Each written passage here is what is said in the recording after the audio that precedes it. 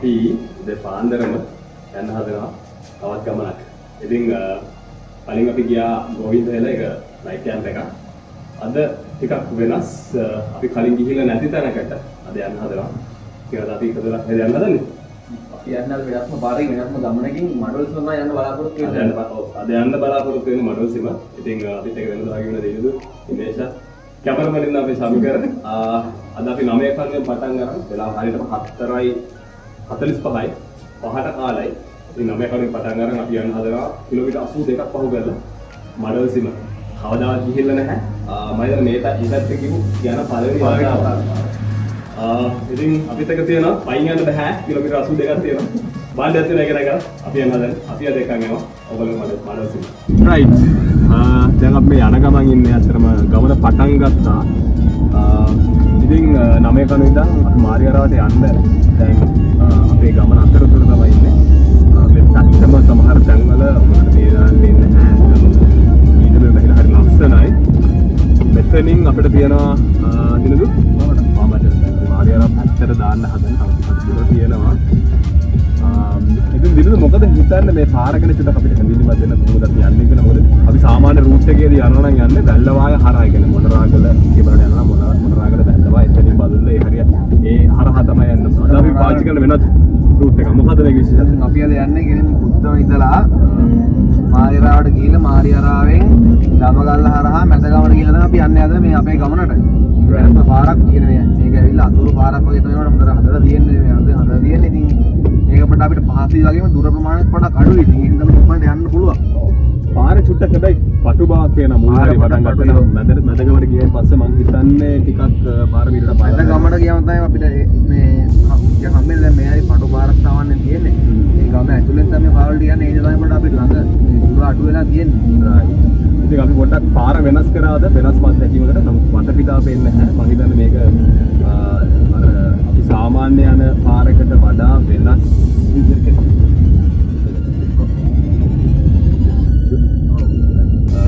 ඉතින් අපි සාමාන්‍ය යන පාරට වඩා ටිකක් වෙනස් අතුරු පාර වලින් දාලා යන ගමනක්.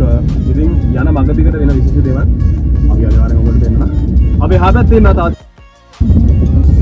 කවුදින් දෙකක් බිලි කපුරේ නම කියලා බලමු. බාන්දර.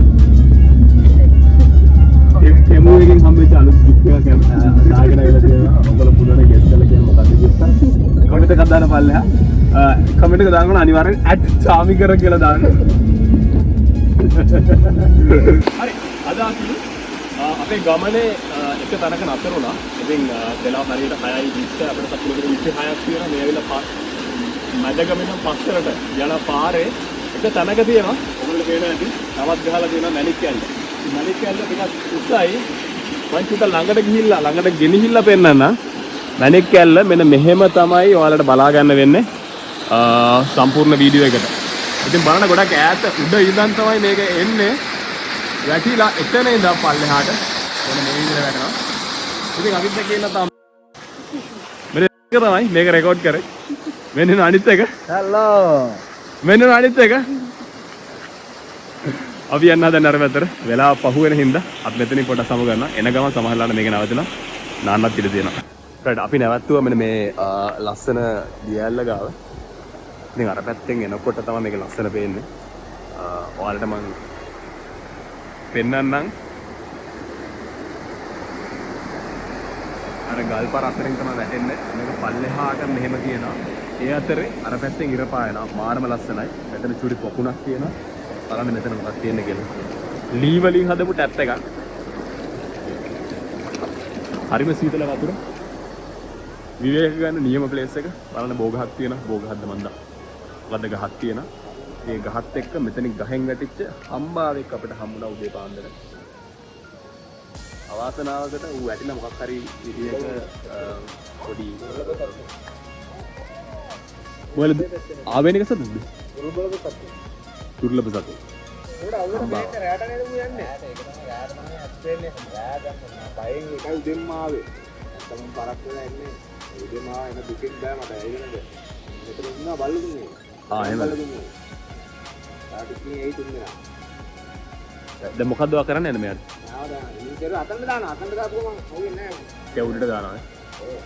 ප්‍රශ්නේ තියෙන මූට කොහොම මොකක් වෙයිද කියලා නේද? නෑ අවුල නැද්ද? ඕ මේ අර වැටිලා ඕමයි බේත් විදලා තියෙන්නේ ඔකට රයිට් එහෙනම්. පස්වෙද්දට අරන් ගියා අරන් ගිහලා බේත් විදලා ගෙනාවේ ගියා අවසරේ පෙට්ටි දාලා පොලිසිය මහත්තයාට මම හඳුනන මහත්තයෙක් එයා ගෙනාවේ ඊට පස්සේ මට එතන දාරේ දැම්මොත් හතුවේ මෙතන මං ඉන්නවනේ ඒ ඉන්නේ මෙතනට ගෙනත් දැම්මා ඉතින් මං හිතුව යන්නේ නැති කියලා නෑ මෙනියක් පස්සේ දාලා කිව්වේ මමත් හම්බාවෙක් දැක්ක පළවෙනි වතාව මම හිතන ඌ තරහෙන් ඉන්නේ ටිකක් පොඩ්ඩක් පොඩි කවරක් අර පොරවැයක බෙදලා අලුත් හරි නේද මේ දුවාලේ ලැගිනේ මේ ආයි දාරේ මේ මතෙක් හරි මොකක් හරි අපල මේ එකනේ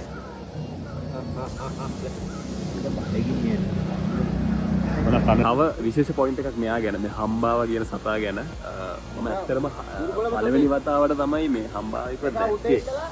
එලින්ම දැන් අර කාට උල්ට යන්න ඕනේ මේ ගා මුල ඉඳලා දෙලින්ම කියන්නන්නේ මුලට මුල ඉඳලා දඩු වෙනවද උඩට පුස්කල යන්නේ ආයෙත් අහින්න උඩට ආයෙත් ගහකට යන්න ඕන නම් ආයෙත් අනිත් මුලට තමයි පියඹන්නේ ඒක බලන්න මේ ඉතින් පුළුවන් මේ දැක්කනේ මේ තටු වගේ තියෙන සම්පත්ලයක් තියෙන ඔන්න මොකද අල්ලන්න තව අතකයි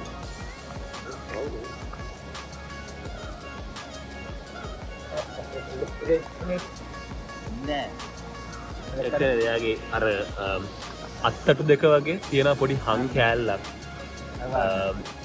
කියන කකුල් දෙක අතර ඉස්සරහා ඉදිරි ගාත සහ පිටපස ගාත අතර පොඩි හං කෑල්ලක් තියෙන මම හිතන්නේ ඒකත් එක තමයි අර ඉතිලෙන්න පුළුවන් කියලා කියන්නේ එම කරන්න පුළුවන්. ඉතින් මෙයාගේ විශේෂත්වය තමයි සාමාන්‍යයෙන් මෙයාට රැට විතරයිලු ඇස් පේන්නේ. ඒක හේතුවක් මෙයා මෙතන ඉන්න වැටුණෙන් පස්සේ මෙයාට දවල් වරුවේ මොනවත් කරන්න බෑ. ඉතින් අපි මේ වෙලාවේ try කරන්න මෙයාට දවල්ට ඇස් පේන්නේ නැහැ. ඔව් දවල්ට ඇස් පේන්නේ නැහැ. ඉතින් ඒකින්ද අපි මෙයාව පොඩ උඩකින් තියනවා බල්ලන්ගෙන් ආරක්ෂා කරගන්න. දැන් දවල් වරුව එළිය වැටෙන්න පටන් ගන්න තියෙන්නේ. ඒකත් එක්ක සතුන්ගෙන් එතන බල්ලෝ කිප දෙනෙක් ගැවසෙනවා කියලා ආරංචි. ඉතින් ඒකත් එක්ක මෙයාට පොඩක් ආරක්ෂා සහතික කරන්න මේ මෙතන ඉන්න කෙනෙක් ඉන්නවා. එයා මෙයාව චුට්ට උඩින් තිබ්බා. අපි බලමු ටික ටික මෙයාව ටික ටික මෙයා කැලේට ඇදෙයි. ඒකෙන් පස්සේ මෙයාට ප්‍රශ්නයක් වෙන එකක් නැහැ. කොපුලි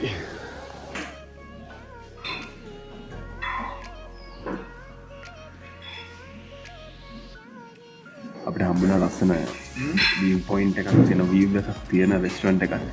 මේ උදේ පාන්දර කන්නේ මොනවද විතර රොටි egg දාල් කරියෙන් චිකන් කරි. okay සුද්දෙක් ගැව තියෙන එක. උඩ සිංහල තේරෙන්නේ. ඒක නිසා ඉංග්‍රීසියෙන් කන්න හදන්නේ. ඉංග්‍රීසියෙන් කන්න හදන්නේ. මඩල්සිම යන ගමනේ අපි එක සම්දිස්ථානයකට ඇවිල්ලා තියෙනවා. ඉතින් උදේ කෑම ගන්න අපි නැව මෙතන ලුණුගල යන පාරේ හන්දියක නැවතුණා. ඉතින් මේ හන්දියේ හරි ලස්සන ප්ලේස් එකක්. කට්ටිය ඉන්න මෙතන ෆොටෝස් ගන්නවා. මෙන්න මෙතන තමයි අපි කාප් ප්ලේස් එක. ඇත්තට මේක හරිම ලස්සනයි. මොකද හේතුව එහා පැත්තේ ග්ලාස් වින්ඩෝස් එක්ක ඒගොල්ලෝ ලස්සන වීව් එකක් අපිට දීලා තියෙනවා. ඉතින් ඔයගොල්ලෝ කැමති නම් සාමාන්‍යයෙන් උදේ බ්‍රෙක්ෆාස්ට් එකක් එන්ජොයි වීව් එකක් එක්ක එන්ජොයි කරගෙන ගන්න අනිවාර්යයෙන් මේ ප්ලේස් එක තමයි හොඳම ප්ලේස් එක. ඉතින් අපිට තව තියෙනවා අර පැත්තේ පාරේ යන්න තියෙන තව කිලෝමීටර් 6ක් මඩල්සිමට view point එකට. එතනින් පස්සේ තව ප්ලේස් එකක් තියෙනවා බලන්න. ඉතින් ඒ පැත්තට ගිහලා හම්බ.